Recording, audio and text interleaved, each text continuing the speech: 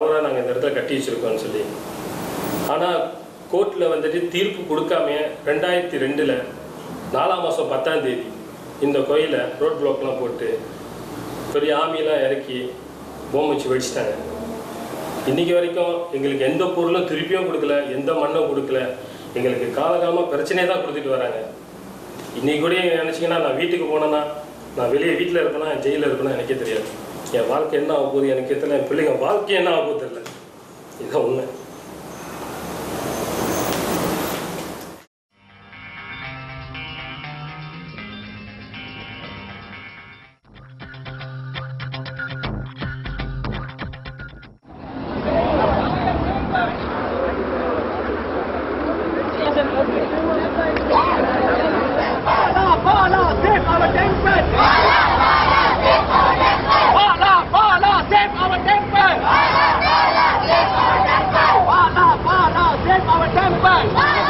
இது வந்துட்டு இந்த கோயில் உடைக்கிறது இப்படிலாம் செய்யறது வந்துட்டு சட்டத்துக்கு கீழே ஒரு குற்ற செயல். அதாவது நாட்டு கோட்பாடு ஆர்டிகல் 11 நாட்டோட கோட்பாடுல வந்துட்டு நம்ம கோயில் வந்து இருக்கிறதுக்கு உரிமை இருக்கு. Dia orang bukan bina disco. Ni tempat ibadat, tempat mereka menghadap Tuhan tau. Apa masalah dia? Kecuali you sahkan tak ada seorang pun menteri UMNO di parlimen, sekarang kita balik. You sahkanlah. Satu menteri pun tak ada. Menteri UMNO seorang pun tak ada di parlimen. Sekarang kita balik. Jadi kita tapi undi lah, bagus lagi sekarang. Undi lah, kita sampai sokong siapa-siapa lah. Bala, save our temple! Bala, save our temple! எல்லாமே நம்ம போராட்டம் பண்ணி தான் வாங்குறதா இருக்குது. நாங்க விட மாட்டோம், நாங்களும் போராடுவோம். சிவலிங்கமா நாங்களான்னு பார்க்கணும். நம்ம தெய்வத்தை ஆம்பர்ல அடிச்சு உடைக்கிறாங்க. மிட்லைன் எஸ்டேட்ல ஆம்பர்ல அடிச்சு உடைச்சாங்க. அந்த அளவுக்கு கேவலமா போயிட்டோமா? சொல்லுங்க, எல்லாம் சொல்லுங்க.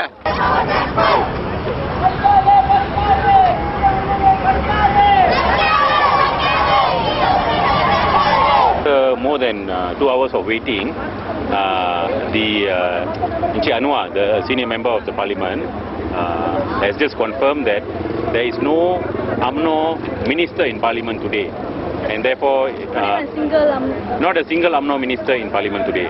So therefore they are not able to take our memo, and therefore we have no choice but to leave it at the doorsteps of parliament.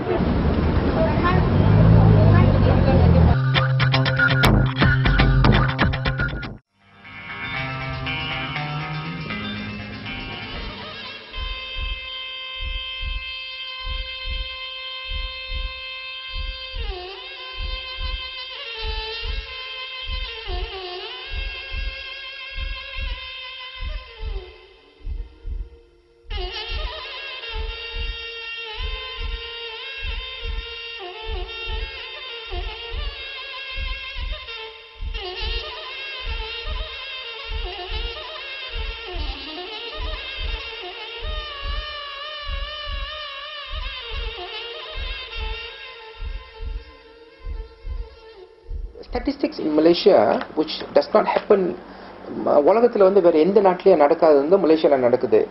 அதாவது ஒரு வாரத்தில் வந்து ஒரு 3 வாரத்தில் வந்து ஒரு கோயில் வந்து மலேசியாவில் உடைச்சிக்கிட்டு இருக்காங்க. இது வந்து உலகத்தில் எந்த இடத்துலையும் அந்த மாதிரி நடக்காது.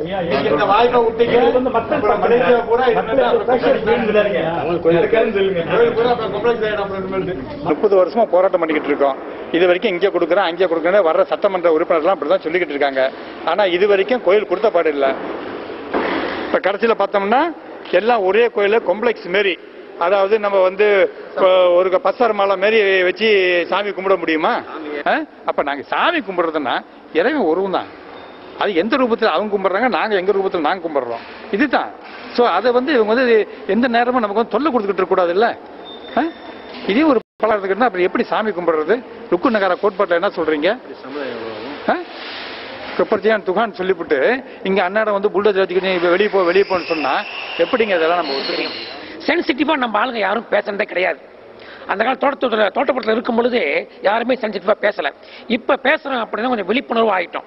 அந்த சென்சிட்டிவாக பேசுகிறோம் அப்படின்னா அந்த வாய்ப்பை கொடுத்ததே அரசாங்கம் தான். அரசாங்கம் நம்மளை பேச வைக்கிது சென்சிட்டிவாக.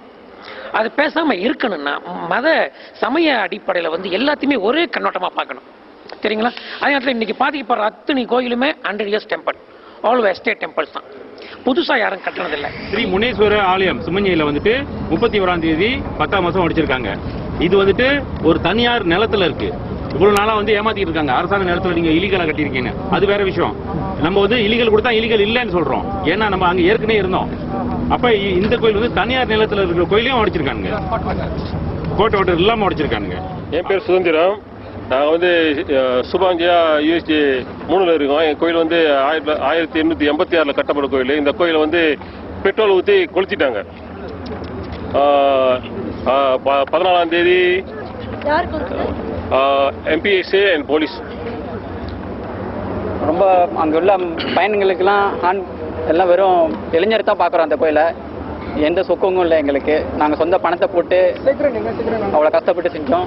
ஆனால் உடச்சி தள்ளிட்டு போயிட்டாங்க. ரொம்ப வருத்தமாக இருக்கு. ஆனால் எங்களுக்கு முழுமையான இந்த வருஷத்து தேர்தலுக்குள்ள இந்திய சமுதாய பிரச்சனை, இந்த பிரச்சனை தீர்க்கணும். இல்லைன்னா வந்து இது நாங்கள் வந்து பெரிய இந்திய சமுதாயம் எதிர்ப்பு தெரிவிப்போம். எங்களோட எதிர்ப்பு கண்டிப்பாக இருக்கும், கடுமையாகவும் இருக்கும். அப்போ நான் கடைசியான கூட நான் ஒரு வாய்ப்பு கேட்டேன் அவர்கிட்ட. என்ன ரத்தம் இந்த மாதிரி சொல்கிறீங்க, இந்த கோயில் இதே இடத்துல இருக்கிறதுக்கு ஒரு சான்ஸ் இல்லை அப்படின்னு. நோ சான்ஸ், நீங்கள் கண்டிப்பாக மாறி தான் போகணும். அப்படி மாறி போகலைன்னு சொன்னாக்கா கண்டிப்பாக சட்ட நடவடிக்கை எடுப்பாங்க. எம்பிசி அதுக்கு நாங்கள் பொறுப்பு இல்லை அப்படின்னு சொல்லிட்டு சர்வசாதாரணமாக இறங்கி போகிறது.